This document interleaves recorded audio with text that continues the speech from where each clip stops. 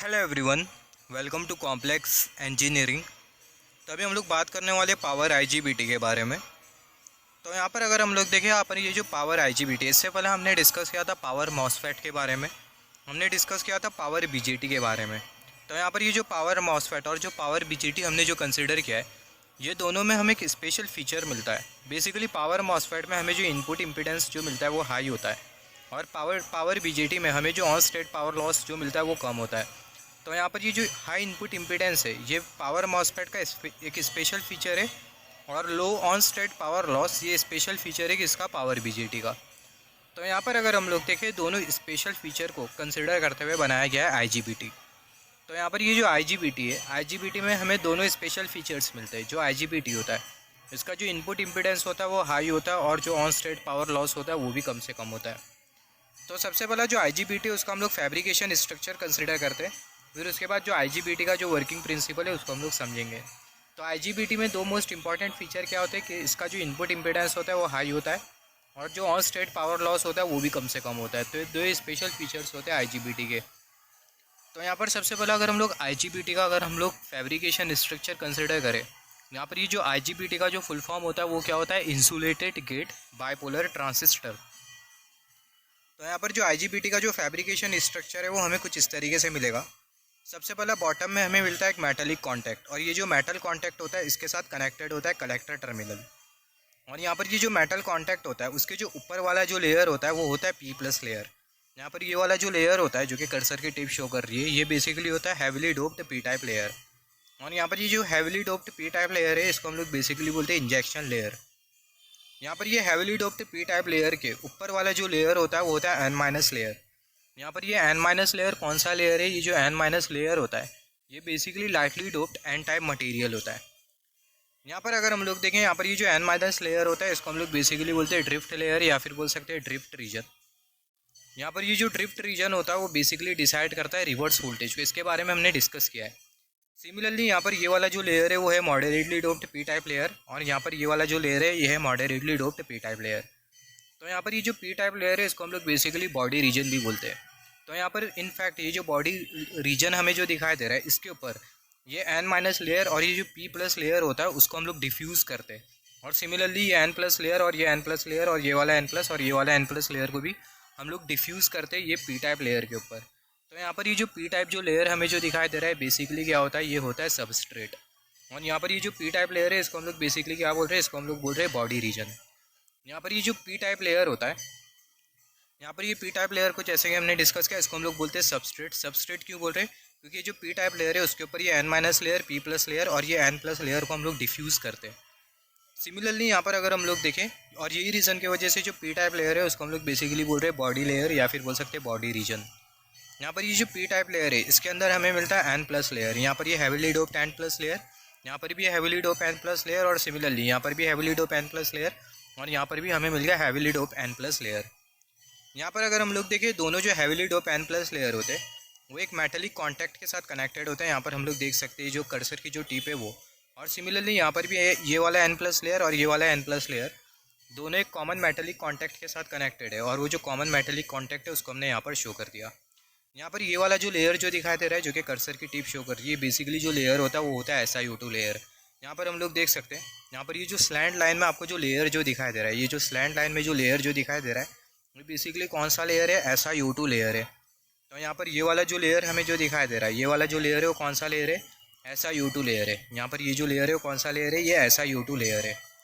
यहाँ पर अगर हम लोग देखें, यहाँ पर भी हमने एक मेटलिक कॉन्टैक्ट कंसिडर किया, कर्सर की टिप, ये मेटलिक कॉन्टैक्ट, कर्सर जो मूव कर रहा है वो ये मेटलिक कॉन्टैक्ट। ये मेटलिक कॉन्टैक्ट के साथ कौन सा टर्मिनल कनेक्टेड है, गेट टर्मिनल कनेक्टेड है। और यहाँ पर ये वाला मेटलिक कॉन्टैक्ट और ये वाला मेटलिक कॉन्टैक्ट, दोनों मेटलिक कॉन्टैक्ट के साथ कौन सा टर्मिनल कनेक्टेड है, एमीटर टर्मिनल कनेक्टेड है। तो यहाँ पर भी एमीटर टर्मिनल कनेक्टेड है और यहाँ पर भी एमीटर टर्मिनल कनेक्टेड है। तो यहाँ पर अगर हम लोग देखिए, आईजीबीटी में जो गेट होता है वो इंसुलेटेड होता है, यही रीज़न की वजह से यहाँ पर ये जो गेट होता है वो इंसुलेटेड होता है with the help of this SiO2 layer, जिसके वजह से यहाँ पर इसको हम लोग बोल रहे हैं इंसुलेटेड गेट बाइपोलर ट्रांजिस्टर। और यहाँ पर ये जो आईजीबीटी इसका जो दो स्पेशल फीचर होता है वो क्या होता है, हाई इनपुट इम्पीडेंस होता है, और ऑन स्टेट में जो पावर लॉस होता है वो भी कम से कम होता है। तो ये जो पावर आईजीबीटी इसकी अभी हम लोग कंसिडर करते हैं बायसिंग, फिर उसके बाद हम लोग समझेंगे वर्किंग प्रिंसिपल। अगर आपको पावर मॉसफेट का वर्किंग प्रिंसिपल अगर बहुत अच्छी तरीके से पता है तो जो पावर आईजीबीटी का जो वर्किंग प्रिंसिपल है वो आप बहुत आसानी से समझ जाओगे। तो यहाँ पर हम लोग बायसिंग कंसिडर कर लेते हैं। यहाँ पर ये एमीटर टर्मिनल और यहाँ पर ये जो गेट टर्मिनल जो दिखाई दे रहा है, यहाँ पर ये एमीटर टर्मिनल और जो गेट टर्मिनल होता है दोनों के बीच में हमें वोल्टेज प्रोवाइड करना होता है, जिसको हमने शो किया वीजी वोल्टेज।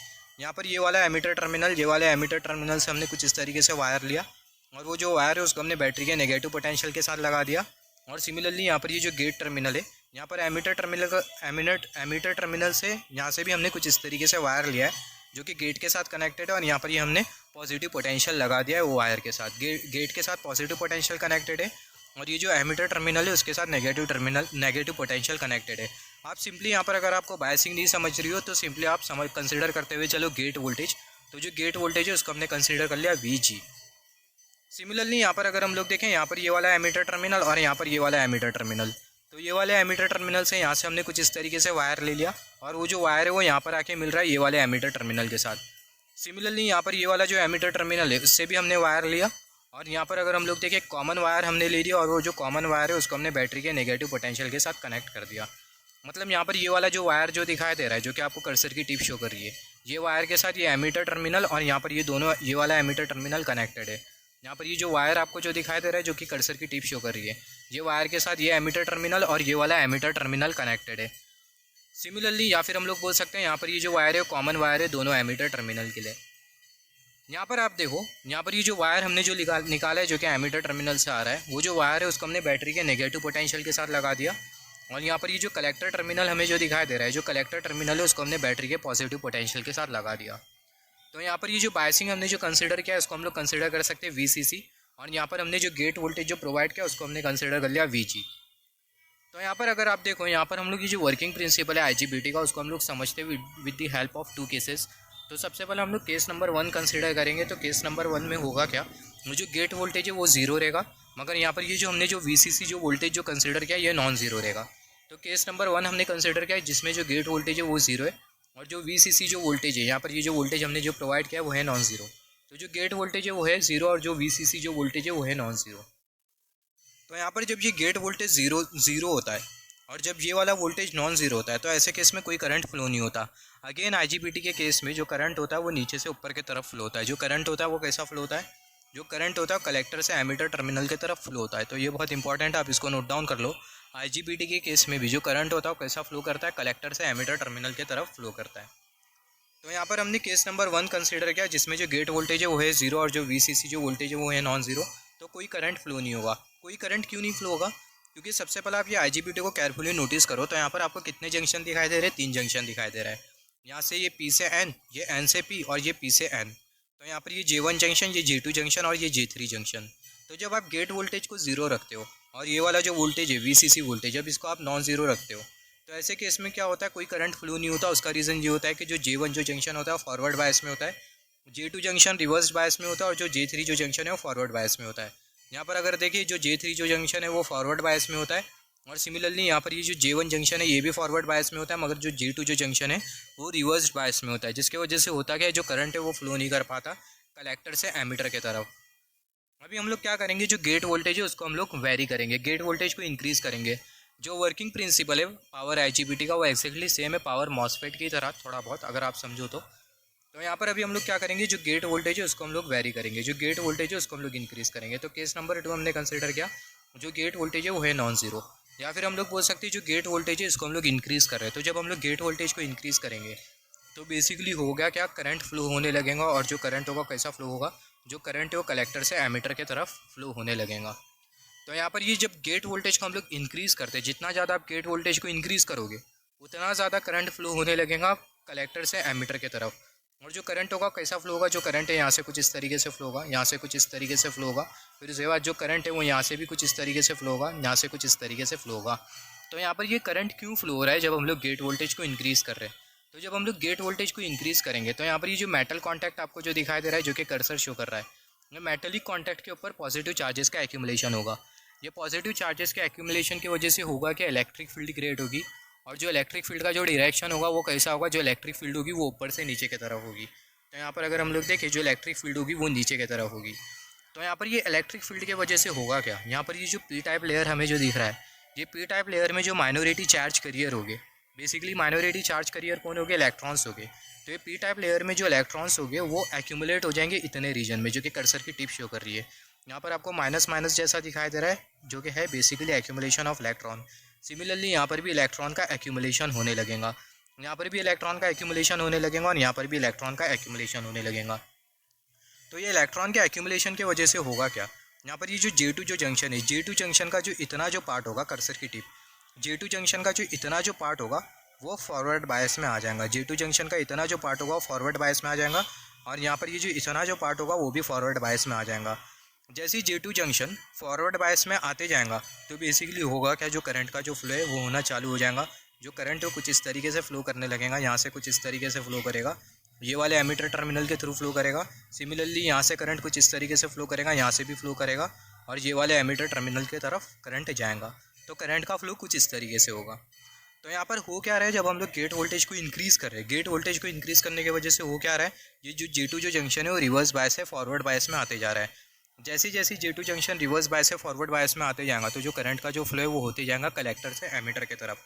और जो करंट का जो फ्लो है वो कैसा होगा, जो करंट का जो फ्लो है यहाँ से कुछ इस तरीके से होगा। यहाँ पर ये जो लाइन आपको जो दिखाई दे रही है कर्सर की टिप आप केयरफुली नोटिस करना, जो करंट है कुछ इस तरीके से फ्लो होगा, यहाँ से कुछ इस तरीके से फ्लो होगा, यहाँ से फ्लो होगा, यहाँ से कुछ इस तरीके से फ्लो होगा, यहाँ से फ्लो होगा, फिर उसके बाद यहाँ से कुछ इस तरीके से फ्लो होगा और सिमिलरली करंट यहाँ से भी फ्लो होगा, यहाँ से कुछ इस तरीके से आएगा करंट, यहाँ से भी कुछ इस तरीके से फ्लो होगा, यहाँ से कुछ इस तरीके से फ्लो होगा, यहाँ से ये वाले एमीटर टर्मिनल के थ्रू करंट फ्लो होगा एंड सो ऑन। तो कुछ इस तरीके से करंट का फ्लो होगा। तो यहाँ पर अभी अगर हम लोग देखें, जैसे कि हमने डिस्कस किया था, यहाँ पर अभी अगर हम लोग देखें, यहाँ पर जैसे कि हमने डिस्कस किया था, when we increase the gate voltage, जब हम लोग गेट वोल्टेज को इंक्रीज़ करते हैं तो इलेक्ट्रिक फील्ड फॉर्म होती है और वो इलेक्ट्रिक फील्ड की वजह से होता क्या, जो इलेक्ट्रॉन्स होते हैं वो एक्यूमुलेट होने लगते हैं ऊपर वाले रीजन में। मतलब जो इलेक्ट्रॉन्स है वो ये वाले रीजन में एक्यूमुलेट होने लगते हैं, जो इलेक्ट्रॉन है वो ये वाले रीजन में, इतने रीजन में एक्यूमुलेट होने लगते हैं, इतने रीजन में इलेक्ट्रॉन का एक्यूमुलेशन होने लगता है। तो ये इलेक्ट्रॉन के एक्यूमुलेशन की वजह से होता क्या है, इलेक्ट्रॉन के एक्यूमुलेशन की वजह से जो करंट है वो फ्लो होने लगता है। क्योंकि यहाँ पर आप देखो ये जो J2 जो जंक्शन है वो रिवर्स बायस से फॉरवर्ड बायस में आने लगता है और जो करंट है उसका फ्लो होना चालू होने लगता है। तो यहाँ पर ये जो IGBT है वो अगेन वोल्टेज कंट्रोल डिवाइस है। कैसा वोल्टेज कंट्रोल डिवाइस है, क्योंकि यहाँ पर आप ये जो गेट वोल्टेज है आप इसको कंट्रोल कर रहे हो। गेट वोल्टेज को कंट्रोल करते हुए जो कलेक्टर से एमीटर की तरफ जो करंट फ्लो हो रहा है, कलेक्टर से एमीटर की तरफ जो करंट फ्लो हो रहा है आप उसको कंट्रोल कर सकते हो। यहाँ पर अगर हम लोग देखें, जो पावर IGBT है ये वोल्टेज कंट्रोल डिवाइस होता है। सिमिलरली जो मॉसफेट होता है वो भी वोल्टेज कंट्रोल डिवाइस होता है। इससे पहले हमने जो पावर BJT पढ़ा था वो भी इनफैक्ट वोल्टेज कंट्रोल डिवाइस होता है। इनफैक्ट आपका जो BJT होता है वो भी होता है वोल्टेज कंट्रोल डिवाइस। आपको ऐसा लग रहा होगा BJT में तो हम लोग जो बेस करंट है उसको हम लोग कंट्रोल करते हैं, जिसके वजह से BJT में जो कलेक्टर एमीटर करंट होता है वो कंट्रोल होता है। मगर ये मैं आप लोगों को डिटेल में बताऊंगा, जो बेस करंट आप जो इंक्रीज़ करते हो वो बेस वोल्टेज की वजह से किस तरीके से प्रोसेस होता है, मैं आप लोगों को इन डेप्थ बताऊंगा, इन डिटेल बताऊंगा। इलेक्ट्रॉनिक डिवाइस एंड सर्किटरी में जब हम लोग ट्रांजिस्टर के बारे में डिटेल में पढ़ेंगे, डिटेल एनालिसिस करेंगे, तो आप ये नोट डाउन करके रखना। BJT आप देखोगे, आप लोगों को कोई भी बोलेगा BJT is a current control device. BJT में हम लोग जो बेस करंट है उसको हम लोग कंट्रोल करते हैं, जिसकी वजह से जो BJT में जो फ्लो हो रहा होता है करंट वो कंट्रोल होता है। मगर आपको ये पता होना चाहिए जो करंट होता है वो कैसा कंट्रोल होता है, बेस करंट कैसा कंट्रोल होता है, वोल्टेज की वजह से कंट्रोल होता है। तो ये आपको पीछे से बैकअप में पता होना चाहिए। तो यहाँ पर अभी अगर हम लोग देखें, सिमिलरली जैसे कि हमने डिस्कस किया, यहाँ पर ये जो पावर IGBT होता है ये वोल्टेज कंट्रोल डिवाइस होता है। यहाँ पर आप करके आ रहे हो, जो गेट एमीटर वोल्टेज है उसको कंट्रोल कर रहे हो। गेट एमीटर वोल्टेज कंट्रोल करने की वजह से हो क्या रहा है, कलेक्टर से एमीटर की तरफ जो करंट फ्लो हो रहा है वो कंट्रोल हो रहा है। यहाँ पर अभी अगर हम लोग देखें, अगर आप IGBT की अगर आउटपुट कैरेक्टरिस्टिक देखो तो आउटपुट कैरेक्टरिस्टिक आपको कुछ इस तरीके से मिलेगी। यहाँ पर ये जो Y एक्सिस है वो आपको क्या इंडिकेट कर रही है, Y एक्सिस आपको बेसिकली इंडिकेट कर रही है कलेक्टर करंट, और जो X एक्सिस है वो आपको क्या इंडिकेट कर रही है, कलेक्टर एमीटर वोल्टेज। जैसे कि हमने डिस्कस किया था, यहाँ पर ये जो collector emitter voltage, just wait for a second, यहाँ पर ये जो X एक्सिस है वो आपको क्या इंडिकेट कर रही है, कलेक्टर एमीटर वोल्टेज इंडिकेट कर रही है। और यहाँ पर ये X axis collector emitter voltage और जो Y एक्सिस है वो आपको इंडिकेट कर रही है कलेक्टर करंट। यहाँ पर अगर हम लोग देखें, जब VG वोल्टेज जीरो होता है, जैसे कि हमने यहाँ पर डिस्कस किया था, जो VG जो वोल्टेज होता है गेट एमीटर वोल्टेज, इसको हम लोग कंट्रोल करते हैं, जिसके वजह से कलेक्टर से एमीटर की तरफ जो करंट फ्लो हो रहा होता है वो कंट्रोल होता है। तो यहाँ पर आप देखो, जो VG वोल्टेज है, जब VG वोल्टेज जीरो होगा तो ऐसे केस में जो कलेक्टर करंट होगा वो क्या होगा, वो जीरो होगा। और यहाँ पर ये जो पावर IGBT का जो ऑपरेटिंग रीजन होगा उसको आप बेसिकली क्या बोलोगे, कट ऑफ रीजन बोलोगे। जब गेट एमीटर वोल्टेज जीरो होता है और कलेक्टर करंट जीरो होता है तो ऐसे केस में आपका जो पावर IGBT होता है वो कौन से रीजन में होता है, कट ऑफ रीजन में होता है। सिमिलरली आपने गेट एमीटर वोल्टेज इंक्रीज़ किया VG इवन, तो जो कलेक्टर करंट है वो इंक्रीज़ होगा। सिमिलरली जो गेट एमीटर वोल्टेज है आपने उसको और इंक्रीज़ किया तो जो कलेक्टर करंट है वो और इंक्रीज़ होगा। गेट एमीटर वोल्टेज आपने और इंक्रीज़ किया तो कलेक्टर करंट और इंक्रीज़ हुआ। आपने गेट एमीटर वोल्टेज और इंक्रीज़ किया VGE4 तो जो कलेक्टर करंट है वो भी ज़्यादा से ज़्यादा होगा। यहाँ पर अगर हम लोग देखें, यहाँ पर ये gate emitter voltage 4, gate emitter voltage 3, gate emitter voltage 2, gate emitter voltage 1, gate emitter voltage 0। तो गेट एमीटर वोल्टेज सबसे ज़्यादा है, उससे कम है गेट एमीटर वोल्टेज 4 सबसे ज़्यादा है, उससे कम है गेट एमीटर वोल्टेज 3, उससे कम है गेट एमीटर वोल्टेज 2, उससे कम है गेट एमीटर वोल्टेज 1, उससे कम है गेट एमीटर वोल्टेज 0। तो गेट एमीटर वोल्टेज 0 ये सबसे कम वोल्टेज है, मतलब VGE जो वोल्टेज है ये वाला जो वोल्टेज है VG इज इक्वल टू 0, ये 0 वोल्टेज है। गेट एमीटर वोल्टेज की जो वैल्यू है बहुत कम है, 0 के बराबर में। तो ऐसे केस में जो कलेक्टर करंट होगा वो क्या होगा, वो 0 होगा। और यहाँ पर ये गेट एमीटर वोल्टेज 4 VGE4 ये गेट एमीटर वोल्टेज की सबसे ज़्यादा वैल्यू है। तो यहाँ पर ये वैल्यू के करस्पॉन्डिंग आपको जो कलेक्टर करंट जो मिलेगा उसका जो मैग्नीट्यूड होगा वो भी ज़्यादा होगा। यहाँ पर अभी अगर हम लोग देखें, ये जो सिंबल होता है IGBT का वो आपको कुछ इस तरीके से मिलता है। IGBT का जो सिंबल होता है कुछ इस तरीके से मिलता है। यहाँ पर ये गेट टर्मिनल होता है और यहाँ पर आप देखो, यहाँ पर ये आपको ये इंसुलेशन जैसा दिखाई दे रहा है। बेसिकली यहाँ पर ये जो गेट होता है इंसुलेटेड होता है, इसलिए यहाँ पर हम लोग कुछ इस तरीके से गैप शो करते हैं। और यहाँ पर ये कलेक्टर टर्मिनल होता है और यहाँ पर ये एमीटर टर्मिनल होता है। ये जो एरो होती है वो हमेशा एमीटर टर्मिनल के साथ एसोसिएटेड होती है, बहुत इंपॉर्टेंट पॉइंट है। तो यहाँ पर अगर हम लोग देखें, जो ये बेसिक सिंबल होती है किसकी, IGBT की। यहाँ पर ये जो IGBT है इसको हम लोग MOS IGT भी बोलते हैं। IGBT is also known as MOS IGT। यहाँ पर ये MOS IGT क्या होता है, metal oxide semiconductor insulated gate transistor. तो ये दूसरा नाम होता है किसका, MOS IGT का। यहाँ पर अभी अगर हम लोग देखें, जैसे कि हमने डिस्कस किया था, जो गेट एमीटर वोल्टेज है, आउटपुट कैरेक्टरिस्टिक आप देखो, जो गेट एमीटर वोल्टेज है आप इसको वेरी करते हुए जो कलेक्टर से एमीटर की तरफ जो करंट फ्लो हो रहा होता है उसको आप कंट्रोल कर सकते हो। तो यहाँ पर अगर हम लोग देखें, the minimum value of VGE voltage that turns on IGBT is called as threshold voltage. ये जो VGE वोल्टेज की जो मिनिमम वैल्यू होगी जो कि IGBT को टर्न ऑन कर देंगी, तो वो जो वोल्टेज की जो वैल्यू होती है उसको हम लोग बेसिकली क्या बोलते हैं, उसको हम लोग बोलते हैं थ्रेशोल्ड वोल्टेज। तो ये कुछ इंपॉर्टेंट पॉइंट है जो कि आपको नोट डाउन करना चाहिए।